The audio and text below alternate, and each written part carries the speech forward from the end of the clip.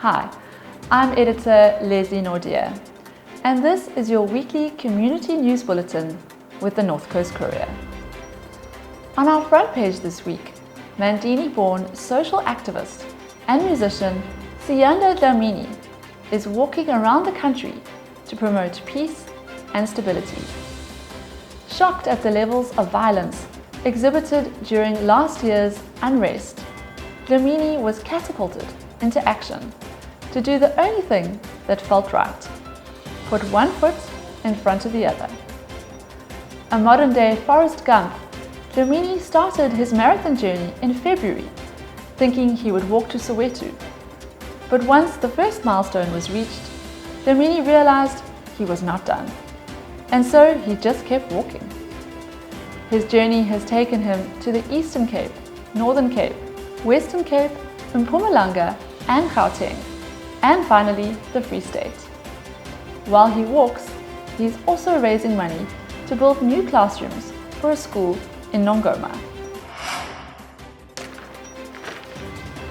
On page 3, local farmers took matters into their own hands and repaired the road damage on the R102 between Tongaat and Ballito in as little as 4 days.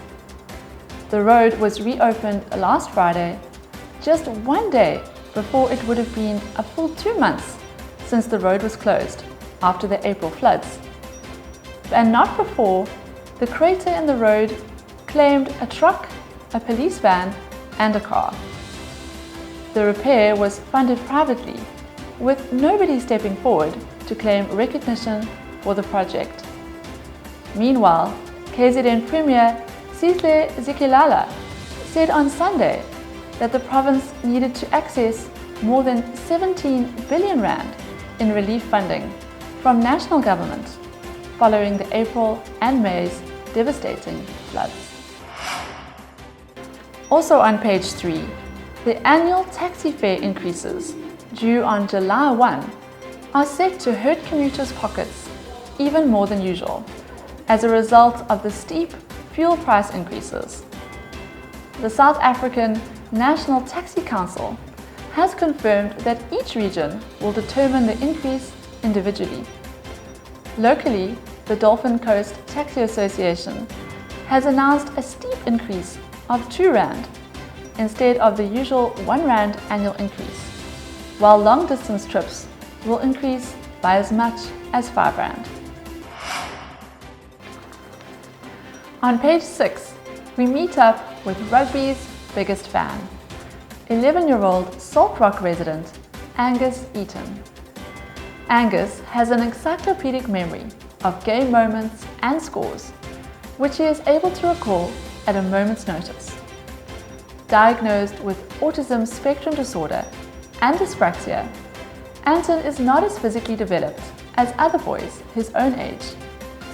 This makes playing his beloved rugby a tough proposition. But no matter how unlikely, dreams do sometimes come true. Thanks to Ballito Dolphins Rugby Club, whose chairman Mark Sevingston appealed to the Provincial Rugby Union, and Angus was able to live out his dream by playing a game with the under-9 boys. As he gets older, playing rugby might become all but impossible. But for those 40 minutes, you could not dissuade Angus from believing in his future as a Springbok. Other great stories to look out for include the classic car show at Ballito Junction and an Nkobongo local who has reached the Premier Soccer League as captain of the Richards Bay Football Club. You can follow us on Facebook, Twitter and Instagram for daily breaking news.